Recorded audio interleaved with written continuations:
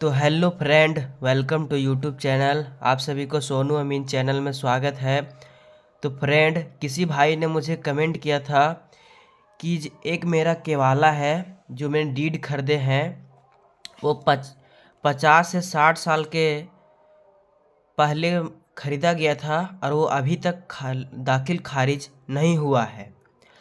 तो जो बिहार में सर्वे हो रहा है, तो क्या सर्वे में इसका सक्षम होगा? मतलब केवाला से मेरा सर्वे हो सकता है? मेरे नाम से जितना ज़मीन मेरा खरीदा हुआ है, तो क्या मेरा सर्वे होगा? तो आज का टॉपिक में यही बताया जाएगा कि जो 50 से 60 साल के पहले जो डीड लिया गया है किसी रैयत से, खतियानी रैयत से या केवाला से केवाला लिया गया है, तो उसका अभी तक दाखिला खारिज या जिसे हम लोग मोटेशन भी कह सकते हैं, मोटेशन अभी तक नहीं हुआ है। तो क्या अभी सर्वे जो हो रहा है बिहार में, वो उस पर डीड दिखाने से, केवाला दिखाने से, तो क्या हो सकता है सील डीड है तो उसे मेरा सर्वे हो जाएगा? अगर हम कानूनगो या अमीन या फिर सीओ सबको दिखाएंगे तो क्या इसमें मेरा नाम से सर्वे कर देंगे? तो चलिए, आज का टॉपिक इसी पर है कि सर्वे कैसे होगा। अगर 50-60 साल के पहले आप डीड लिए हैं, मान लीजिए 45 साल हो गया या फिर 60 साल से और पहले का है, 70 साल, 65 साल, 75 साल का भी रहता है, ठीक है, 45 साल, 25 साल, 20 साल, और अभी तक उसका मोटेशन नहीं कराए हैं। उस टाइम मोटेशन नहीं चलता था, उस टाइम सिर्फ पैसा दीजिए ज़मीन खरीद लीजिए, ठीक है, पैसा का ज़रूरत पड़ता था, उन लोग ज़मीन बेच देते थे। तो चलिए बताते हैं कि किस तरह से उनका ज़मीन का सर्वे होगा।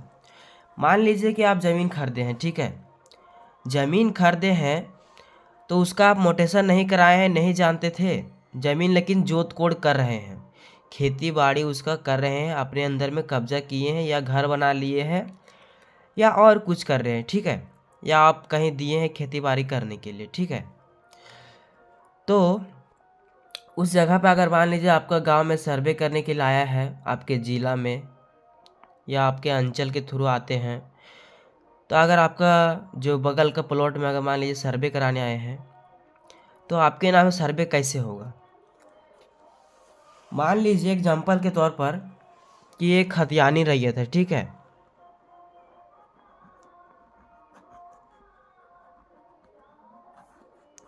खतियानी रैयत है, ठीक है, खतियानी रैयत के पास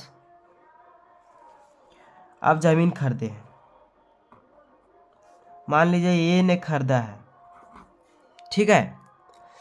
अब खतियानी रैयत ने खतियानी रैयत ने बेचा, ए के पास ए ने खरीदा, और अभी तक ने नहीं, खतियानी रैयत ए है, ठीक है, खतियानी रैयत ए है और खरीदने वाला बी है, ठीक है, खरीदने वाला बी है। लेकिन जो ये खतियानी रैयत ये है, अभी तक इसका रसीद कटाते रहा है, ठीक है, अभी तक जो इसका रसीद है कटाते आ रहा है। मान लीजिए उसका बेटा पूर्वज जो भी होगा या नाती पोता, उसमें वंशज जो भी होंगे, अभी वो रसीद कटाते आ रहे हैं, ठीक है, रसीद अभी तक कटाते आ रहे हैं।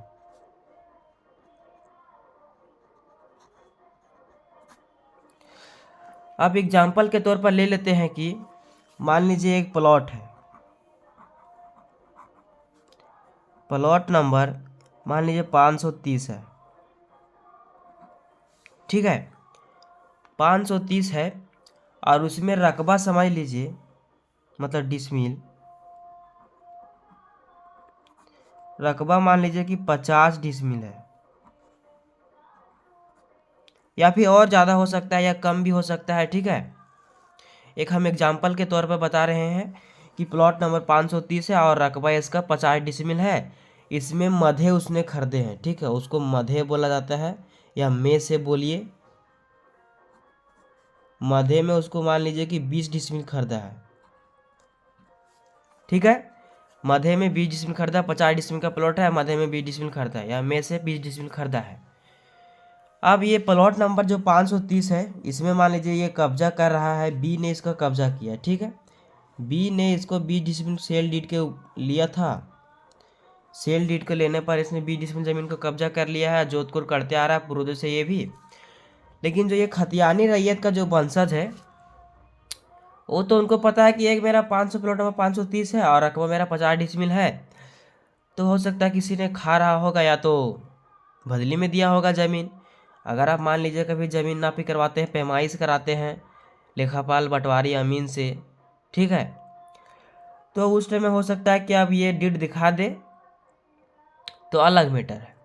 ज़मीन नापी पैमाइश करने टाइम मान लीजिए इस टाइम ये नहीं दिखा दिया, अब मान लीजिए आप जानते हैं कि मेरा ज़मीन है, बचा हुआ है, मेरा कब्जा में ज़मीन है, रसीद इसका कटाते आ रहे हैं अभी तक।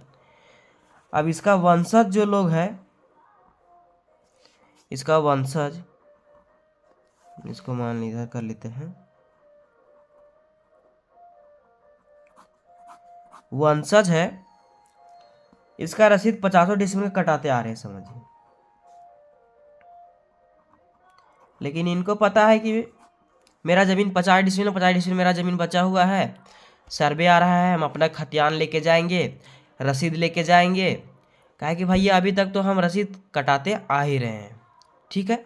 तो ये जाके अमीन या कानूनगो से मिलेंगे या सीओ से मिलेंगे, जितने लोग वहाँ पे सर्वे करने के लिए आते हैं उन लोग से मिलेंगे, ये खतियान दिखाएंगे और ये अपने नाम सर्वे करा लेंगे, 50 डिसमिल का सर्वे करा लेंगे, ठीक है।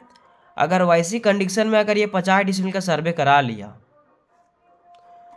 तो इसका एक प्लॉट बन के पूरा इसका नक्शा बन के आ जाएगा।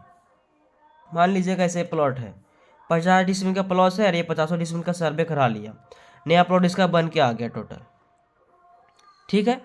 अब नया प्लॉट बन के इसका आ गया तब तो भाई दिक्कत हो जाएगा। अब जो ये 20 डिसमिल खरीदा है, इसका नक्शा भी अगर इसका नक्शा भी नहीं कटा है और ये ज़मीन कब्जा में लिया है, कहीं सेल डीड इसका है और ये 50 डिसमिल का अपना ज़मीन का सर्वे करा लिया, तो वैसी कंडीशन में आपको बैठना नहीं है, जाके पहले आप मिलिए कानूनगो से, सीओ से या अमीन से, जितने लोग वहाँ पे सर्वे करने के लिए आते हैं उन लोग से वेट कीजिए कि सर हम एक मेरा सेल डीड है, जो सेल डीड 20 डिसमिल है, ठीक है, सेल डीड है और 20 डिसमिल है, तो 20 डिसमिल मेरा ज़मीन खरीदा हुआ है, तो आप मेरे नाम से सर्वे कर दीजिए। अगर आप इस तरह जाके उनको बोलिएगा ना तो वो कभी भी आपको आपके नाम से सर्वे नहीं कर देंगे। इसलिए उनको पता, अगर आप पेपर जैसे दिखाइएगा वो आपको रसीद पहले मांग करेंगे, ऑनलाइन पंजी टू रजिस्टर टू मांग करेंगे कि आपके नाम से ऑनलाइन काहे नहीं चढ़ा ज़मीन अभी तक। अब अभी ज़मीन को आप जोत कोड करते आ रहे हैं तो अभी तक आपका ज़मीन काहे नहीं चढ़ा है ऑनलाइन। ऑनलाइन वो चेक करेंगे या रजिस्टर में चेक करेंगे, अगर आपका चढ़ा हुआ नहीं मिलेगा तो आपके नाम सर्वे नहीं कर देंगे, ठीक है। तो वैसी कंडीशन में आपको जो ज़मीन खरीदा है सेल डीड वाला, उनको पहले आप इनका ज़मीन को देखिए ऑनलाइन चढ़ा हुआ है, उनका आप ऑनलाइन रसीद निकाल लीजिए और सेल डीड को लेकर के फ़ोटोकॉपी और जो इनका रसीद आप ऑनलाइन निकालिएगा उसका रसीद, 50 डिसमिल वाला का रसीद, ठीक है, और यही प्लॉट का होना चाहिए रसीद, ठीक है, वही खाता वही प्लॉट का वो रसीद को आप निकाल लीजिए और एक कोई सीएससी सेंटर या प्रज्ञा केंद्र में जाइए, वहाँ पर आप ऑनलाइन आवेदन दे दीजिए, मतलब जो ऑनलाइन करा दीजिए, जो मोटेशन अप्लाई होता है ना वो आप अप्लाई कर दीजिए। अगर आप अप्लाई कर देंगे ना तो आपको एक केस नंबर मिल जाएगा, ठीक है। ऑनलाइन जैसे आप कीजिएगा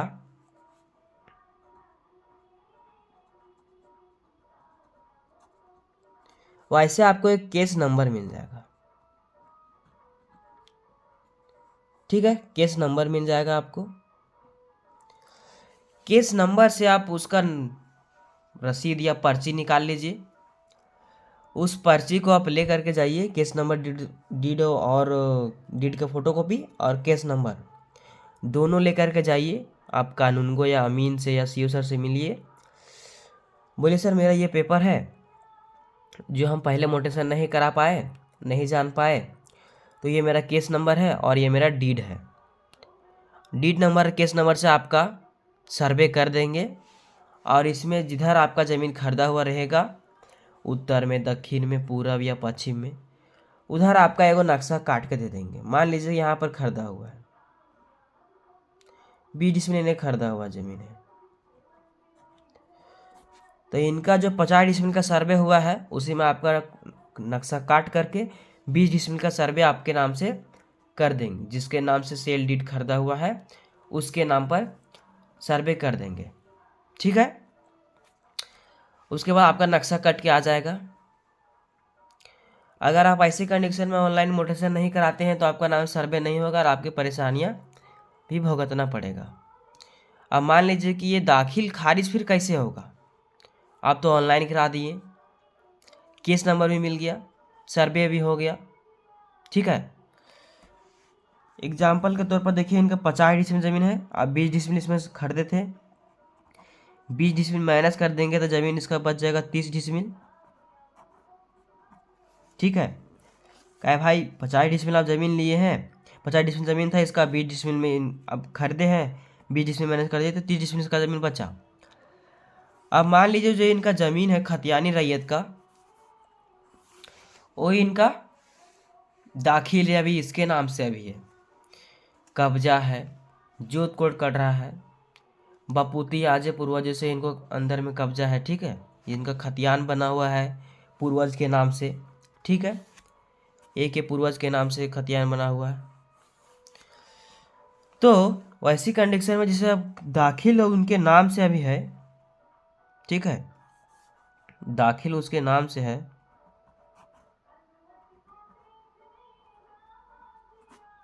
दाखिल उसके नाम से है।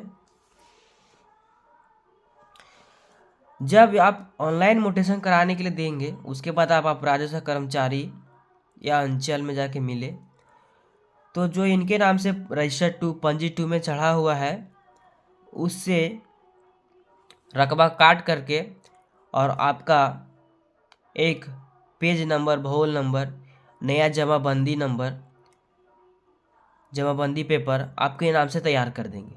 जिसके नाम से सेल डीड है उसके नाम से एक जमाबंदी पेपर, जमाबंदी नंबर, केस नंबर, भूल नंबर, जिसे हम लोग भाग संख्या, पृष्ठ संख्या के नाम से आज हम लोग जानते हैं, ठीक है, वो आपके नाम से तैयार कर देंगे और आपके नाम से दाखिल उनके नाम से है तो खारिज आपके नाम से हो जाएगा, ठीक है। इसका नाम से कट के आपके नाम से ट्रांसफर हो जाएगा और आपका एक भाग संख्या, पृष्ठ संख्या, जमाबंदी नंबर आपके नाम से दर्ज हो जाएगा ऑनलाइन पंजी 2 रजिस्टर 2 में। उसके बाद अपना रसीद आप कटा लीजिए। तो इसी तरह से आप अपना ज़मीन का दाखिला खारिज करा सकते हैं और सर्वे करा सकते हैं, ठीक है। तो जिस भाई ने मुझे कमेंट किया था या व्हाट्सअप किया था, ये वीडियो उनके तक पहुंच जाना चाहिए। और जितने लोग अभी तक अपना ज़मीन का दाखिला खारिज या म्यूटेशन अभी तक नहीं कराए हैं सेल डीड का, तो प्रक्रिया यही है कि आप पहले इनका रसीद निकाल लीजिए, जिनसे आप खरीदे हैं उनका, ऑनलाइन या रजिस्टर 2 भी मिल जाए तो उससे भी काम चल जाएगा। क्या है, अभी ऑनलाइन का ज़माना हो गया है तो रजिस्टर 2 से काम हो जाता है। राजस्व कर्मचारी सिर्फ जमाबंदी नंबर देखते हैं, जो कि खतियानी रैयत ए है, उनका जमाबंदी नंबर क्या है और उसे काट करके कितना जमाबंदी नंबर बनाया जाए। तो आप रजिस्टर 2 पंजी 2 निकाल लीजिए और वो आप अप्लाई करके अब दे दीजिए, तो आपके नाम से आप म्यूटेशन या दाखिला खारिज हो जाएगा। रसीद नहीं मिले तो, अगर रसीद मिल गया तो बहुत अच्छी बात है। और इनका एक वंशावली भी बना लीजिएगा, ठीक है, और आपके नाम से ट्रांसफर हो जाएगा ज़मीन। तो ऐसी कंडीशन में अगर आपके यहाँ सर्वे हो रहा है, दाखिल खारिज नहीं कराए हैं, ज़मीन कब्जे में है, तो इसी तरह से जाकर के आप अपना ज़मीन का दाखिला खारिज करा सकते हैं। तो आज की वीडियो में आप लोग समझ गए होंगे कि 50 से 60 साल के दाखिल खारिज नहीं हुआ है तो आपके नाम से सर्वे नहीं होगा। होगा जब ये प्रक्रिया आप कराएंगे तब, ठीक है। जितना पुराना ज़मीन हो वैसी कंडीशन में आपको इसी तरह से सर्वे कराना होगा और दाखिल खारिज कराना होगा। तो चलिए दोस्तों, आज के लिए इतना ही, मिलते हैं नेक्स्ट वीडियो में। जय हिंद, वंदे मातरम दोस्तों। वीडियो को अंत तक देखने के लिए धन्यवाद दोस्तों। और वीडियो अच्छी लगी हो तो वीडियो को लाइक कर दीजिएगा और चैनल को सब्सक्राइब कर लीजिएगा। और कोई डाउट बचा हो आपको या कोई क्वेश्चन हो एग्जाम्पल के तौर पे तो हमें कमेंट करिएगा, उसका रिप्लाई हम दे देंगे। या आपको व्हाट्सअप नंबर चाहिए तो किसी भाई ने मुझे कमेंट किया था, उसमें हम दे दिए हैं व्हाट्सअप नंबर। और आप अगर आपको भी चाहिए तो हम व्हाट्सअप नंबर दे देंगे, कमेंट कीजिएगा मुझे, ठीक है। तो चलिए मिलते हैं अगले नेक्स्ट वीडियो में दोस्तों।